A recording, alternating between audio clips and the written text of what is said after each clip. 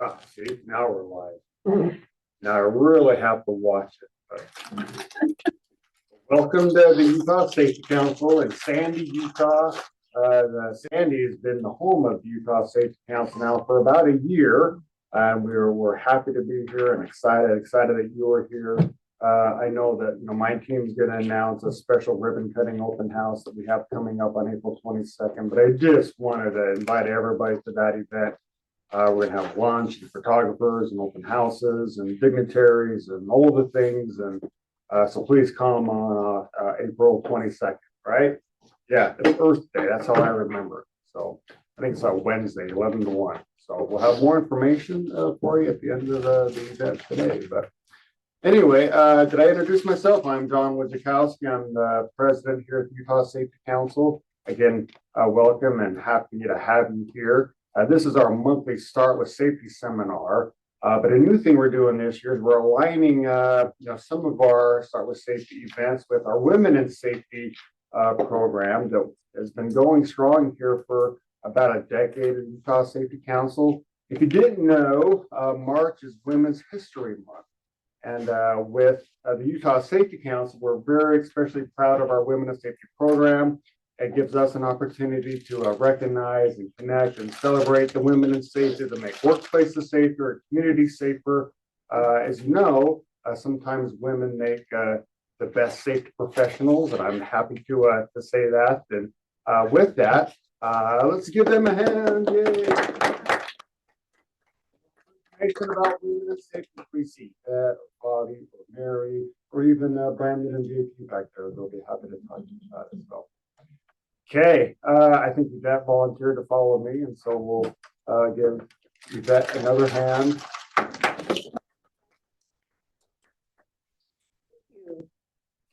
All right, to kick off our event today, we just want to go over a few housekeeping items. Some important dates coming up for the year.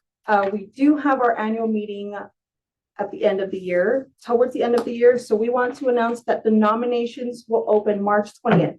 On our website, the registration will be open and available, as well as nomination forms. We will make sure to include every single person that we come across the Utah Safety Council in these email updates. So you will also get notified via email. You can also go on our Facebook pages, Instagram, and website to look for these updates. But yes, we just want everyone to be prepared to have these nominations pour in on the 20th. That's when it's open. I believe these nominations will end or stop at June 30th.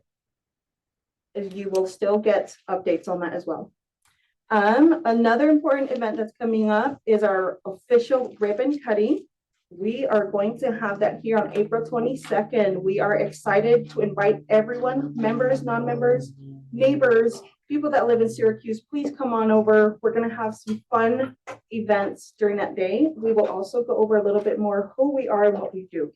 If this is something that you haven't been to with the Utah Safety Council, this is fun and exciting. It's going to be a brand new, refreshing event that we're going to hold. So we're excited, and we hope that you guys do come. We will promote this on our website, again, on our social media platforms, and we do have flyers in the building today. So we will not have you leave without one. Another important upcoming event that we are holding our first ever mental health first aid course here at the Utah Safety Council. We have partnered up with Recovery Friendly Workplace. This is our first time ever holding this course. We are promoting this as much as we can before the 5th. This is from the 5th to the 6th. It's a 2-day course. It's been split into two for a couple of reasons that the instructor himself will go over with you. But this is from March 5th through 6th, start time at 8 o'clock until 1 p.m. 2-day course. If you know someone who is interested, or if you want to come by and see what this is about and see if this is something that you want to promote in your workplace or your community, please come and join us. It's going to be great.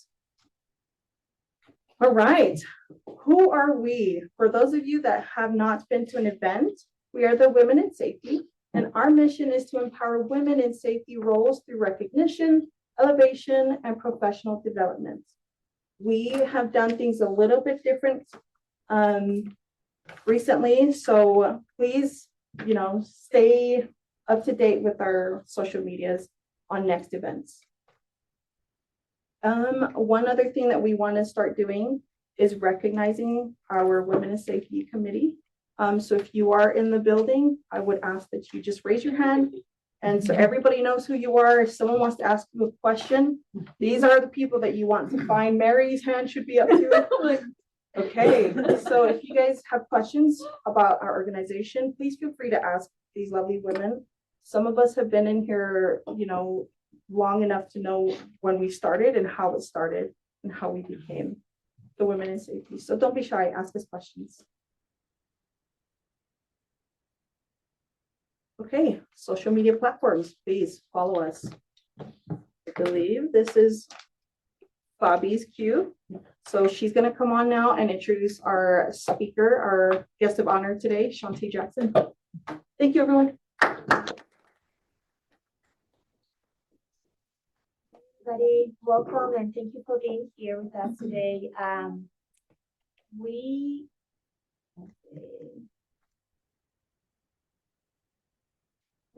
are going to introduce Seante today. Let me tell you a little bit about her.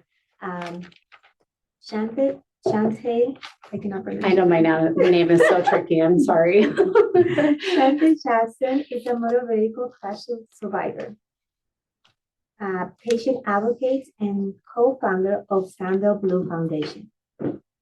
After surviving a catastrophic accident with her family, she became passionate about injury prevention and occupants protection. Speaking on the 100th Deadliest Day, Seante brings a powerful family perspective to driving risk and equipment, women in safety with renewed purpose, real-world context, and practical insights they can carry into their prevention efforts. Her message reminds professionals that behind every statistic is a life that can be protected and that their work truly matters. Please welcome Seante Jackson.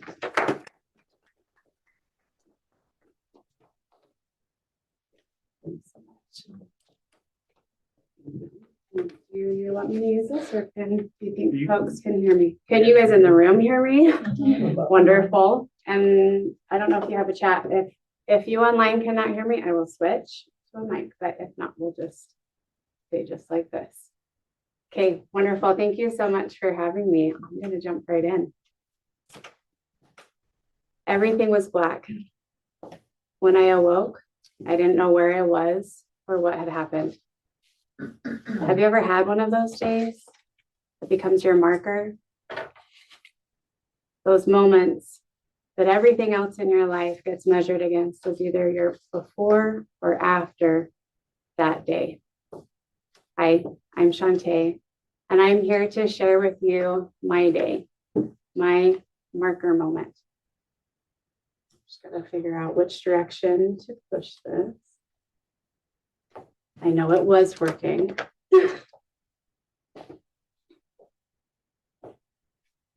Need to point it at something specific.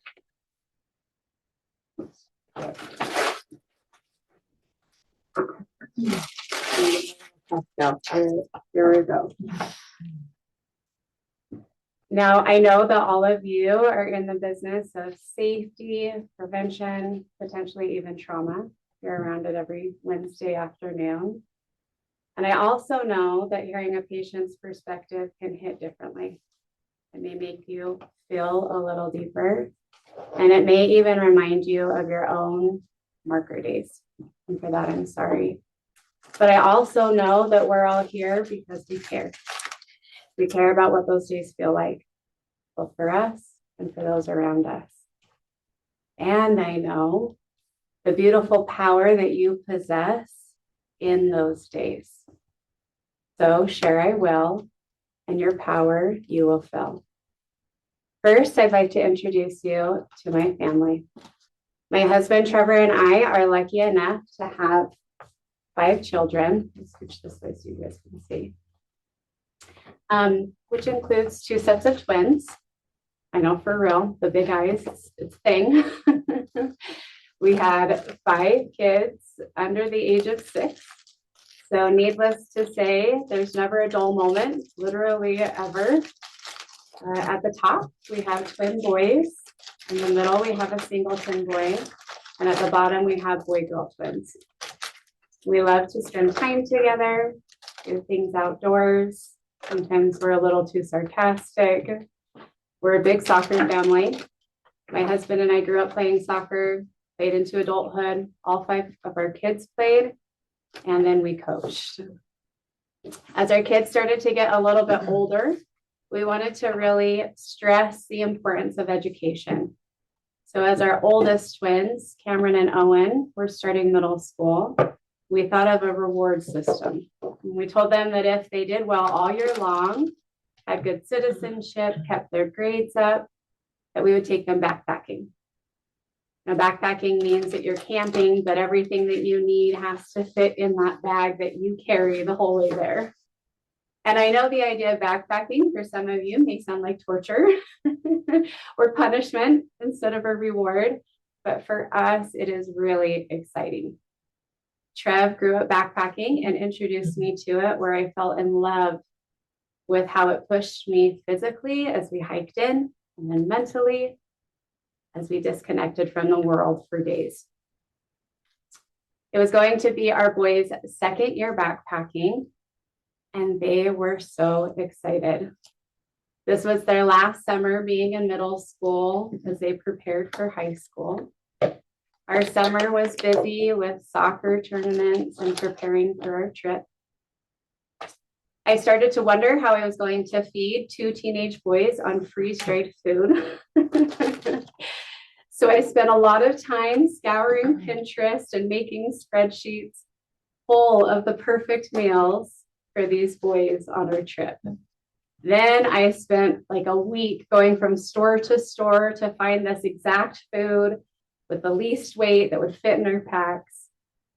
And then I took all of our food and spread it out on the kitchen floor, packing the exact right quantities for each person for each meal.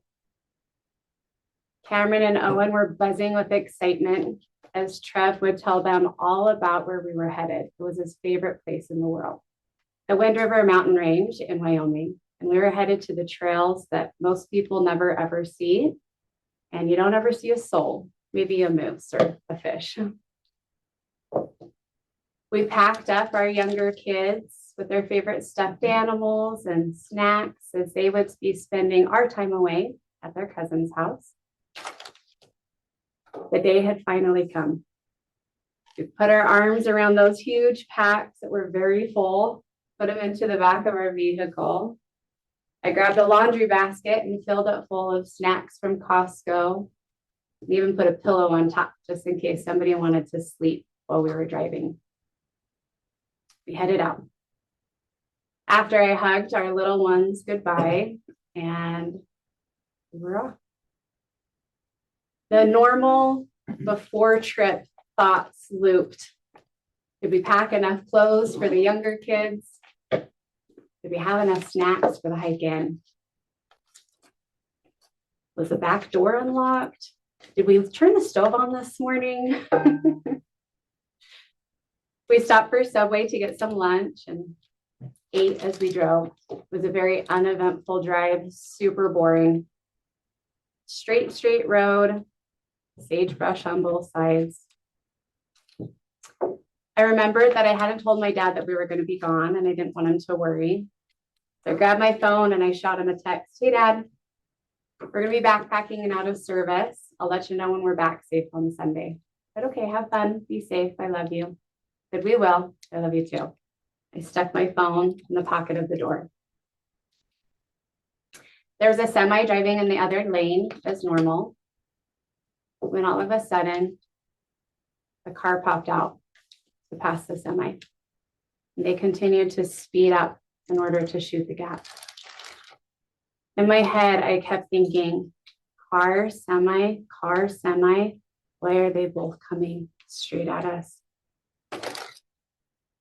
And then everything was black. When I awoke, I didn't know where I was. or what had happened. I started to look around. As I glanced over my shoulder, I saw our son Owen covered in blood, convulsing from head to toe. His twin Cameron was looking at me with eyes as big as saucers, saying something about his leg. I shifted my gaze next to me, where I saw my husband, lifeless, with his arms hanging over the airbag. I could hear my voice asking where a phone was. All of a sudden, I remembered texting my dad. I reached down, and in that pocket, my phone was still there. This was a miracle because everything that had been inside of the car was now outside of the car, unless it had a seatbelt on and my phone. I was going in and out of consciousness, so everything would go black and then everything would go white. But somehow I was able to put in my passcode, click contacts, dial 911, and click send.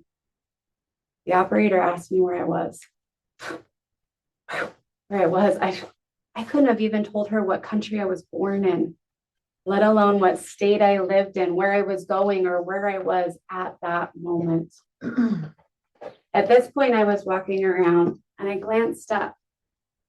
I realized there were a lot of other people there, Good Samaritans. It must have been obvious that we needed help. I walked right up to a man and I handed him my phone, looked him right in the eyes, and I said, "Tell them where we are and stay on the phone until help arrives." And then I began moving. I could hear some people talking. It was a little bit muffled, but they were saying, "We can't move him. It's not safe to move him." And I knew they were talking about my son, Owen. I knew he was bad. Then there was a commotion coming from around the car. As I came around, I saw flames that were coming from the engine. The engine that I later learned was trapping my husband inside of the vehicle and just inches from his lap. I don't remember this, but I instructed people to gather dirt and throw it onto the fire to smother it and to put it out. And it worked. Those same muffled voices started talking again. We've got to get them out. What if it starts again? Somehow they managed to hold Owen's C-spine and safely get him out and set him on the ground where he remained unconscious. He asked me if there was anything that we could use to cover up my son, Cameron.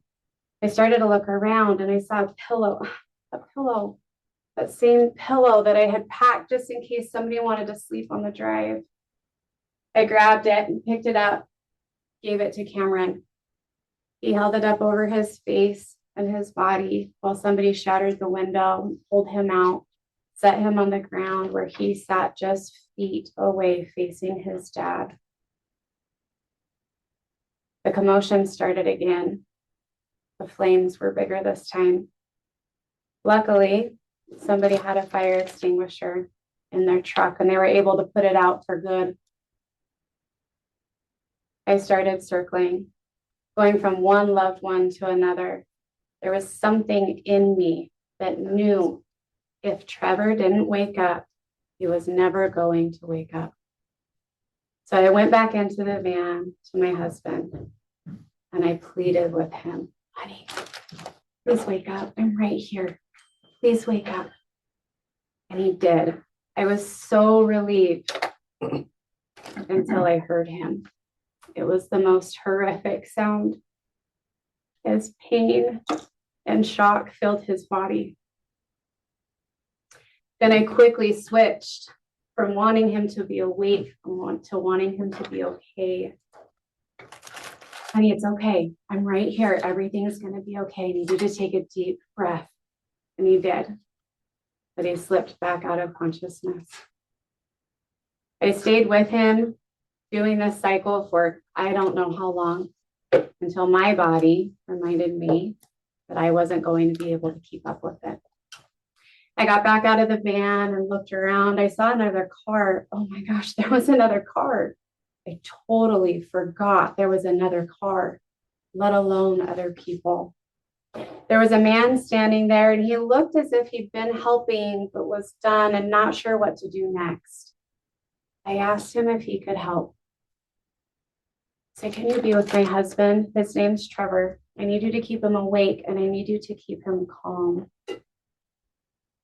Then I heard sirens. Help was on the way. The injuries that we sustained spanned across almost an entire body. Cameron broke both bones in his ankle and it was dislocated. The accident broke my pinky arm, dislocated my elbow, tore my shoulder, broke my ribs, bruised my lungs. Trevor had 2 broken femurs. This is a big deal. 2 broken femurs, one of which was displaced in 4 places. Broken toes, broken ankle, broken arm, broken sternum, torn ACL, PCL, MCL in his knee. Owen had a broken back, a severed optic nerve, and a severe traumatic brain injury. Here you'll see some of these injuries on x-rays and MRIs. When they took an MRI of Owen's brain, every new slice of imaging showed more injuries. So he had damage to his frontal lobe, both hemispheres, and the part that connects those hemispheres. His broken back was about an inch away from his spinal cord. He was so lucky. You can see how much force it probably took for Trevor's femurs to break that badly. Now, the reason I'm telling you this, because it is so important for you to recognize and know that the people you work with, that you encounter, have had a very long journey before you ever meet them. Some of those moments in our journey are pictured here. This first image is the only picture I took at the site in the moment. I'm not sure why I did. I think I thought I needed it for insurance. Like it wasn't obvious that the car was totaled. But you'll see that man who, still trying to find, you know him. I know you can't tell who he is at all. Who stuck his head in that window with his face just inches away from my husband's, keeping him awake and keeping him calm. To the side of the vehicle, you'll see the first highway patrolman that got on scene. They're who did the investigation for us. Through the vehicle, you'll see people getting Owen ready to put him in the ambulance. If you look really careful, I actually just noticed this myself at the very bottom of the picture, you'll see Cameron's foot, who I was sitting next to. Everything that I have shared with you so far is before this moment. What an incredibly long journey we had already had. Everything before this moment is where my nightmares live. It's what created PTSD. Those moments signify just your meeting and your introduction, not everything else that has happened for that person. The next picture, you'll see Cameron. He's a jokester, so he was trying to make light of his seatbelt burn. And in true teenage fashion, when he shares this picture, he's more insecure about the zit that's between his eyes than he is this huge burn that he has down him. But the reality of this moment for him is that he was in the hospital and he had just been told that he was getting discharged and I was getting life flighted. So at just 14 years old, in another state, in a town he'd never been to, he was going to be left alone while wondering if both of his parents and his twin brother are going to survive. Lastly, you'll see me in that life flight helicopter. It had been hours. I actually didn't know how long. I looked at the timestamp on this picture recently. I did not realize it had been that long. Wow, what a journey. But this was the first moment that I had been still. And in that stillness, I started to realize how bad things were. And I started to realize that I might not be okay, and that my family might not be okay. And when I landed at that Trauma One hospital, and amazing folks came and met me for the first time, I had had a very long journey up until that point. Now, I want to pause here and just have you think about whether you're working with patients, customers, whoever it may be, think about the journey that they encounter before you meet them and how that affects their interactions with you. How does their journey before you meet them affect their interactions with you? Now, as we started our recovery process, it became very apparent very quickly that we needed something real that we really cared about to try hard enough to get better. Because getting better to this extent is hard. I knew that I needed something almost tangible to hold on to try that hard. So I'm a very simple person. I like the simple things in life. My kids call me old because I just want to hang out with them, and like, that's about it. That's what I care about. But I couldn't do the simple things.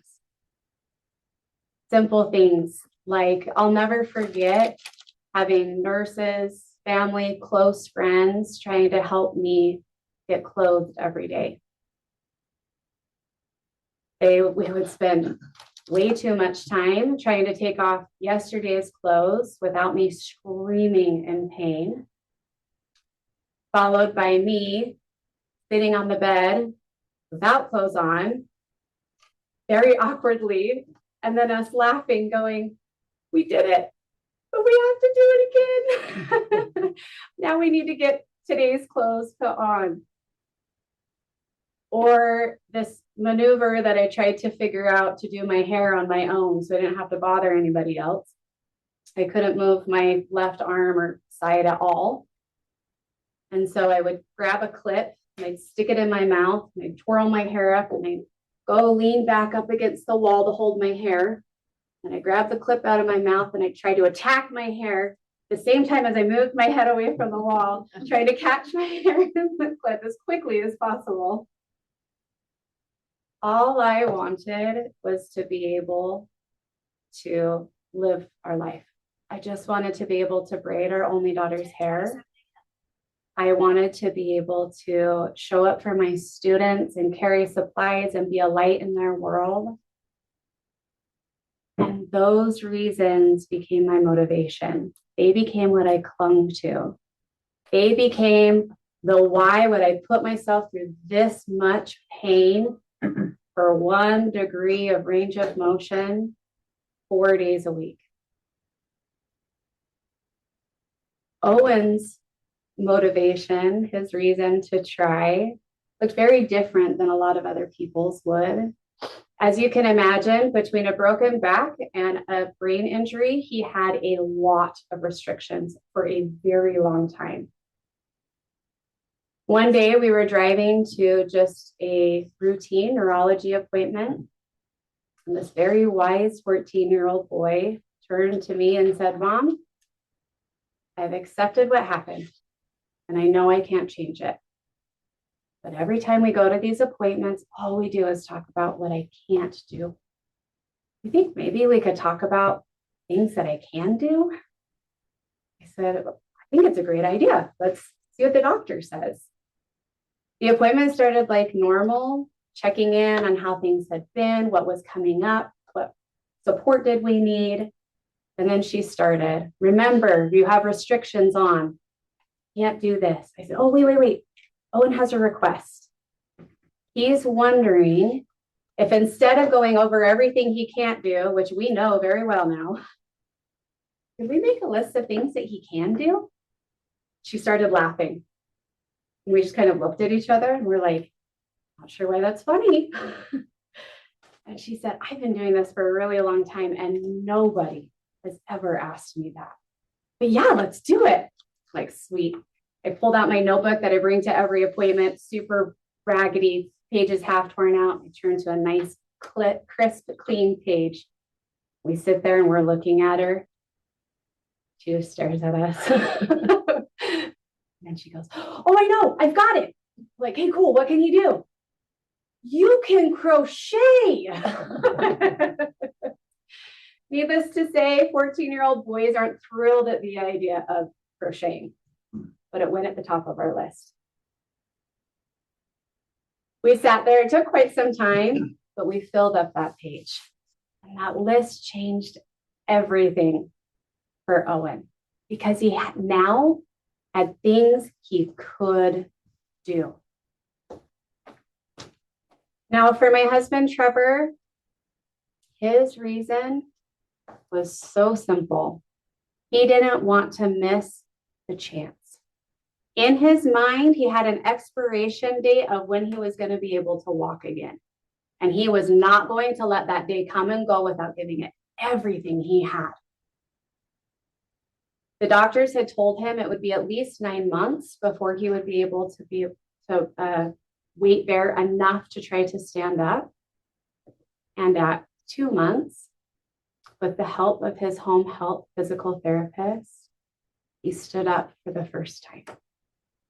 And I will never, ever forget what it felt like to hug him standing. And at 4 months,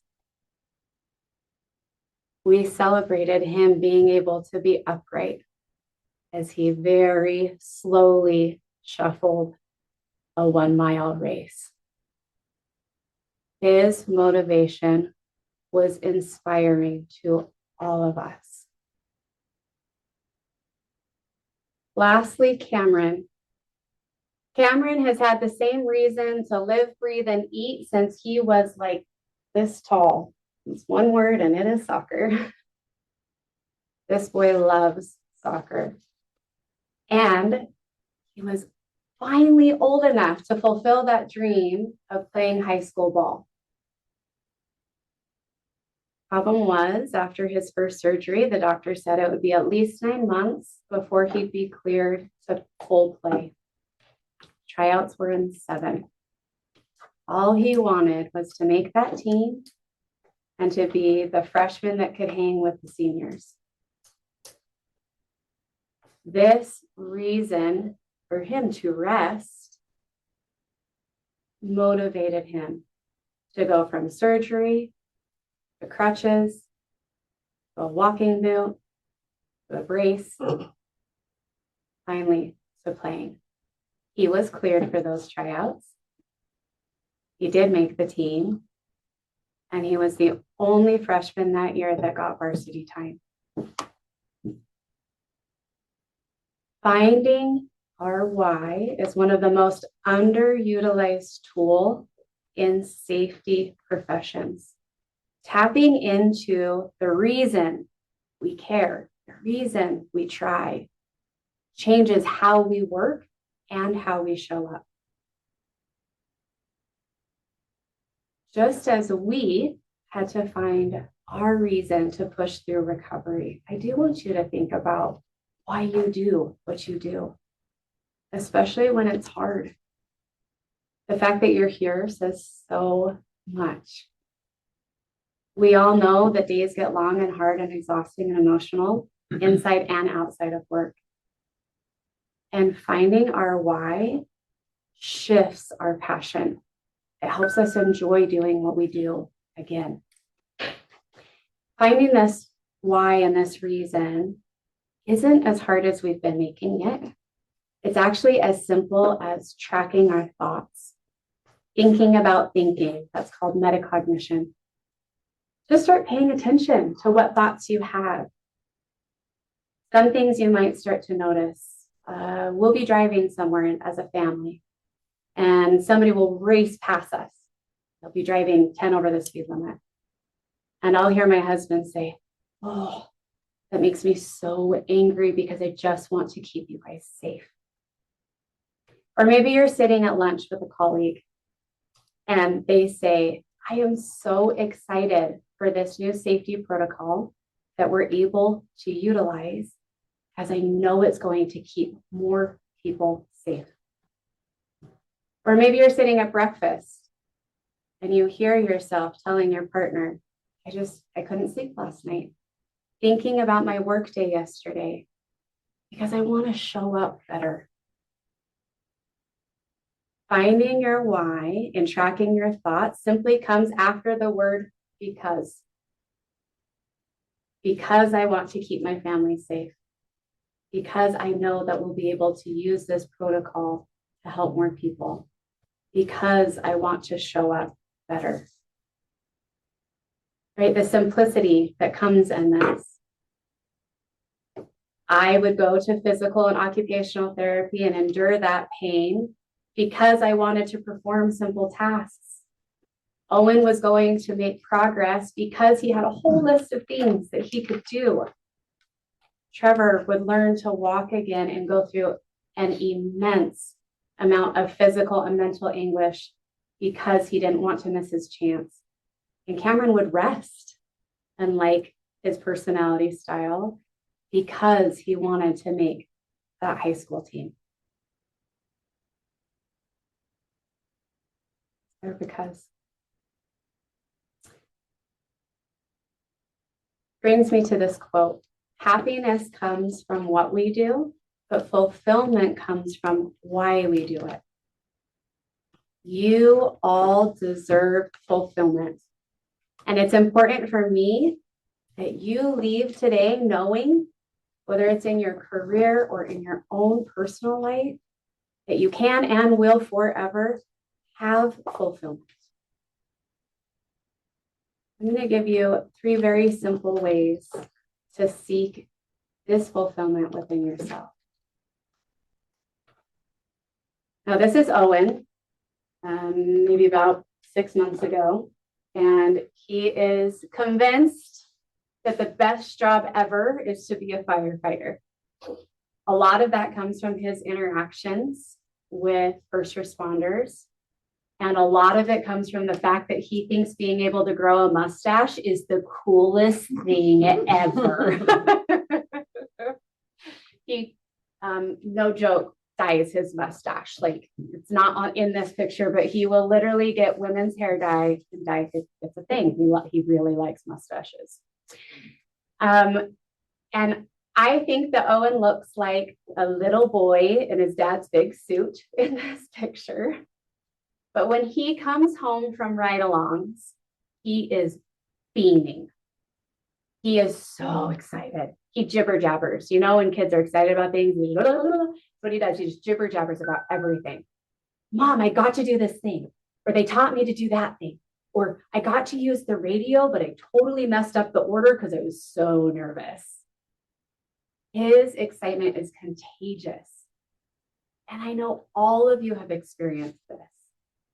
Before the protocols and the procedures and the timelines and the pressure, there was a reason you got into what you do now.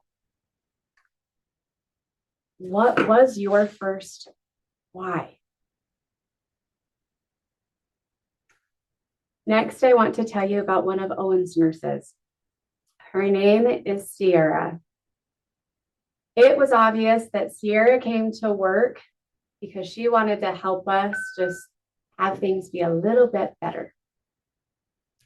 One day, Owen said to me, Mom, can I have my things that I had on the day of the wreck?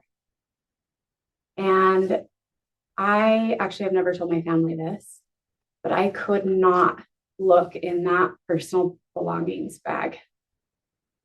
Everything was covered in blood, and just the sight of that blue and white striped shirt brought on triggers for me that I couldn't cope with at the time. And one night, Sierra was working a grave, and I had told her that Owen had wanted his things. She said, could I try to help you with that? Yeah, sure. And she spent all night going through that bag. trying to save anything she could. The clothes weren't savable. She tried to scrub the shoes. But she spent hours going bead by bead, washing off the blood and dirt from his jewelry so that he could have his bracelets. So where's them?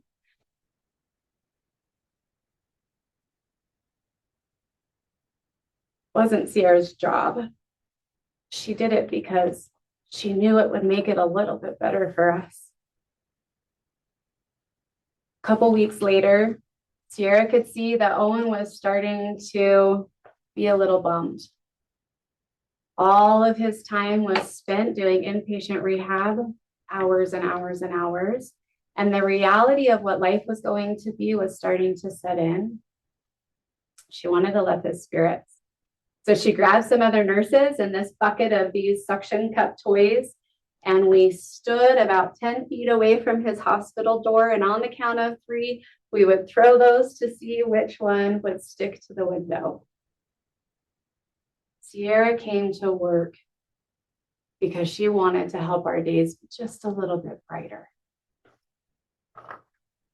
Why you got into this in the first place maybe has been forgotten. But the reason you keep going is important as well. What is your because? Lastly, one day you will all retire. Maybe some of you have. But the pager will be quiet. The uniform will be hung for the last time.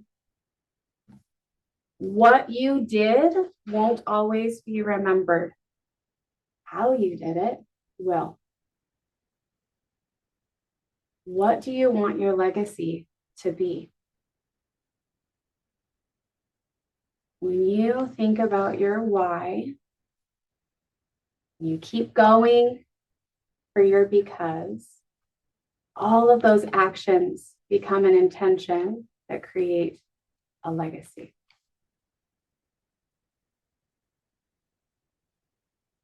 Lastly, I want to share your impact in those marker moments.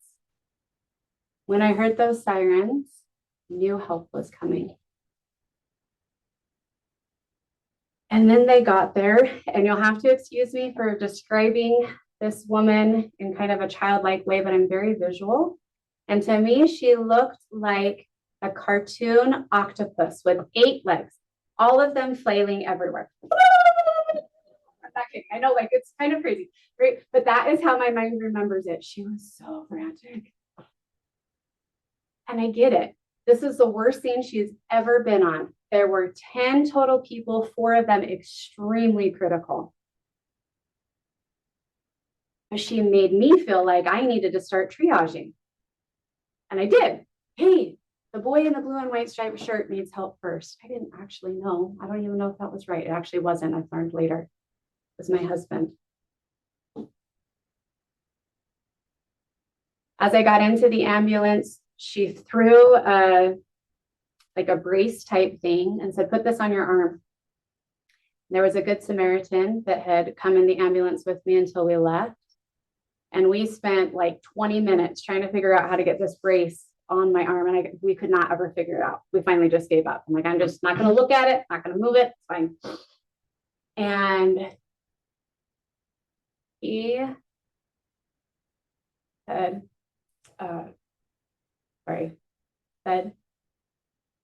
they're going to start helping your husband, and it might be loud, but they know what they're doing. And I'm going to stay right here with you. He was shaping the story that I told myself both in that moment and for forever. The way that you interact in those marker moments becomes the stories that those people tell themselves forever. There was this beautiful nurse that I got to meet. Oh, pause. Let's reflect on that, right? What can you do to help yourself show up intentionally in these moments.